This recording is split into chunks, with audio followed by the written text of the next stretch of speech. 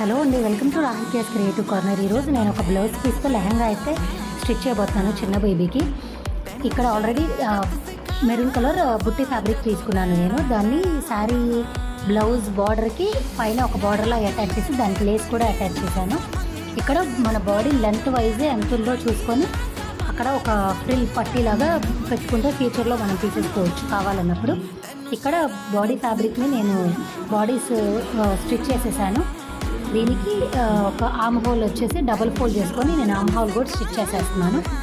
ఆ తర్వాత దీనికి లెహంగా బ్లౌజ్ ఏదైతే అటాచ్ చేశానో బార్డర్ ఫ్యాబ్రిక్ అది దీనికి మొత్తం అటాచ్ చేసేసి ఇలా ఒక లెహంగా లాగా స్టిచ్ చేసేసాను.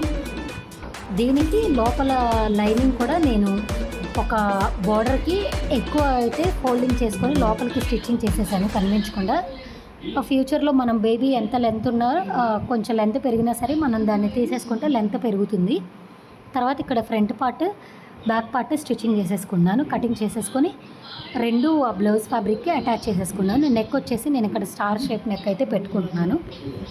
ఈ రెండు స్టిచ్చింగ్ చేసిన తర్వాత ఇలా ఉంది. నేను దీనైతే కొంచెం పెప్లన్ టాప్ లాగా స్టిచ్ చేశాను. ఇక్కడ బ్లౌజ్ కలర్ ఆ లెహంగా కలర్ ఏదైతే ఉందో ఆ కలర్ హాఫ్ పట్టు ఒక హాఫ్ మీటర్ తీసుకున్నాను. హాఫ్ మీటర్ కన్నా తక్కువే పడుతుంది. నేను దాన్ని తీసుకొని ఇక్కడ హ్యాండ్స్ అయితే అటాచ్ చేసేసాను.